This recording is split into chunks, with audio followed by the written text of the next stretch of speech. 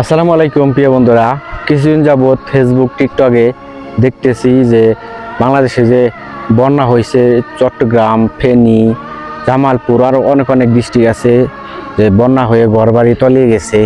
আসলে এইসব ভিডিও দূরপ্রবাসী থেকে দেখলে নিজের খুবই খারাপ লাগে যে তাদের যদি পাশে থাকতে পারতাম, যদি আজকে বাংলাদেশে থাকতাম তাদের পাশে দাঁড়াইতে পারতাম, না অন্তপক্ষে কিছু হইলেও হেল্প করতে পারতাম।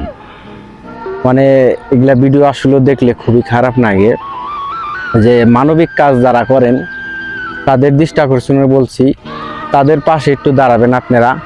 আপনারা মানবিক কাজ করেন, অনেকজনে অনেক হেল্প করেন। এই দুঃসময়, এই বন্যায় তলিয়ে যাওয়া বাড়িঘর যাদের গেছে, এই দুঃসময় যারা তাদের পাশে থাকবে তারা হলো প্রকৃতিও আসল মানুষ, আসল মানবিক মানুষ।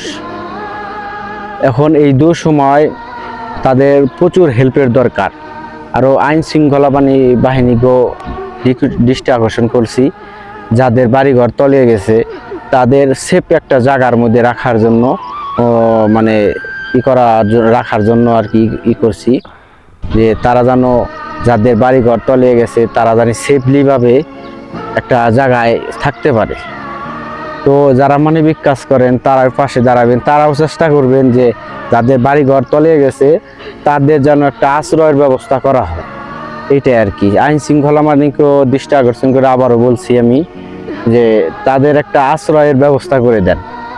তো ভালো থাকবেন, ভিডিওটা শেয়ার করবেন।